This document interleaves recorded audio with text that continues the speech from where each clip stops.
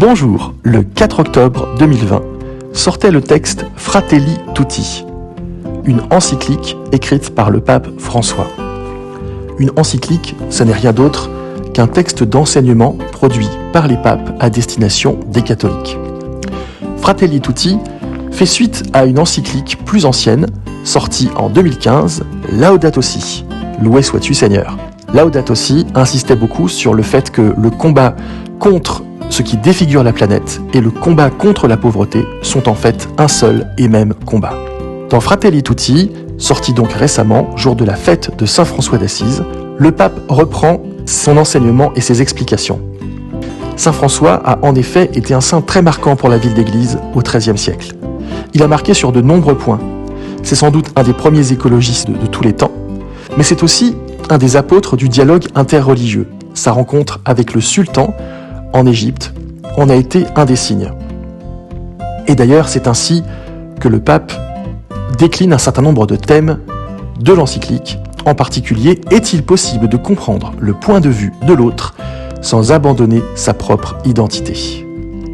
En fait, l'encyclique Fratelli Tutti, même si elle reprend des thématiques de Laudato Si, prend aussi toute la mesure du contexte actuel, et notamment la tension mondiale suite à l'épidémie de Covid-19. La conviction qui ressort de ce texte engagé est qu'un dialogue universel est possible pour le bien de l'humanité, et par-delà les convictions, les philosophies, les cultures, et même les religions. L'exemple du saint d'Assise, une fois encore, guide la rédaction de ces pages. Même lorsqu'une civilisation connaît une crise, dit le pape, et surtout dans de tels cas, la dignité humaine ne doit jamais être oubliée sous prétexte de difficultés et de violence. Dans Laudato Si, le pape utilisait la métaphore de la maison commune pour parler de la terre. Ici, il est question de la barque ou du bateau commun. Le bateau dans lequel nous sommes tous embarqués, vers une même destination qui est l'avenir du monde. Deux fléaux sont dénoncés d'emblée par le pape, l'égoïsme national et la loi du plus fort. L'un et l'autre sont décrits comme de vieilles idoles dénoncées depuis longtemps par l'Église. Et pour défendre leurs droits, malheureusement, tous les êtres humains ne sont pas égaux sur la terre.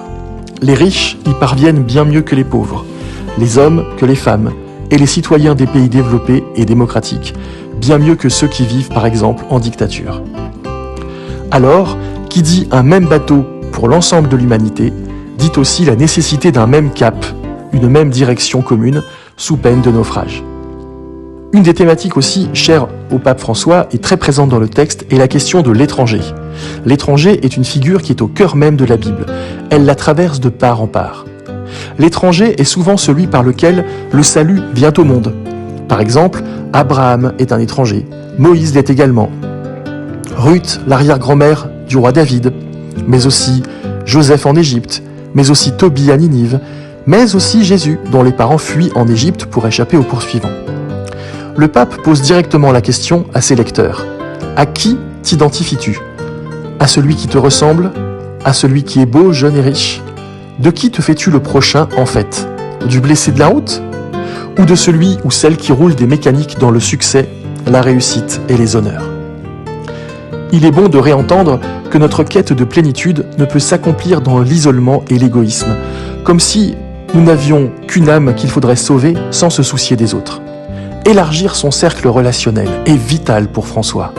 Il s'agit de ne pas s'intéresser qu'à son semblable, mais aussi à celui qui ne nous ressemble pas, précisément parce que Jésus prend souvent les traits de l'étranger, du maltraité, du laissé pour compte.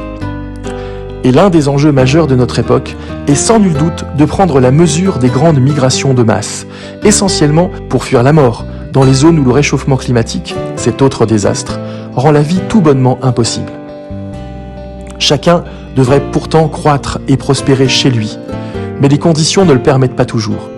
Et le narcissisme d'un peuple n'est jamais bon signe, lorsqu'il ne regarde plus que lui-même et méprise les autres.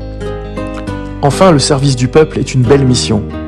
Et le peuple en lui-même est un lieu légitime de prise de conscience et de décision pour l'intérêt général. Mais le cœur humain, pour se montrer ferme face aux manipulations, a besoin de s'affermir dans la clarté et la charité, affirme le texte. Cet amour politique doit s'étendre à un engagement actif et patient pour construire des institutions plus saines et plus justes, à même de répondre aux besoins les plus fondamentaux des êtres humains. Mais la politique saine n'est pas qu'une affaire d'institutions saines, elle passe également par des valeurs d'une haute exigence, qui impliquent de ne jamais chercher l'humiliation ou l'écrasement de l'adversaire, mais la compréhension de son point de vue, fût-il très différent du nôtre. C'est à cette seule condition que l'élaboration d'un pacte social est possible pour le pape. Un pacte social qui ne soit pas le ferment d'un conflit larvé où un camp se sentirait méprisé par un autre. En fait, une société qui ne cherche pas à ce que tout le monde se ressemble montre de vrais signes de sa vitalité. Dans le cas contraire, la crispation et la tentation du repli sur l'identique sont plutôt inquiétants. L'une des explications est qu'une société qui agirait ainsi aurait perdu le cap qui permettrait à l'ensemble d'avancer dans une même direction sans se soucier de regarder ce qui différencie les uns des autres. Une même dynamique emporte tout sur son passage, et notamment les considérations d'étrangeté. Enfin, de ce point de vue, le pardon peut être un puissant ferment d'unité retrouvée, à condition qu'il soit le fruit d'un choix et non d'une obligation imposée d'en haut. Voilà, merci d'avoir suivi cette vidéo.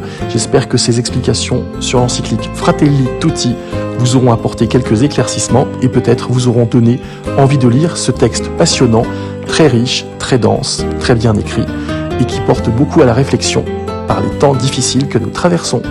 Bonne continuation, n'oubliez pas de vous abonner à notre chaîne et de cliquer sur la petite cloche si vous souhaitez recevoir des notifications. Je vous dis à bientôt.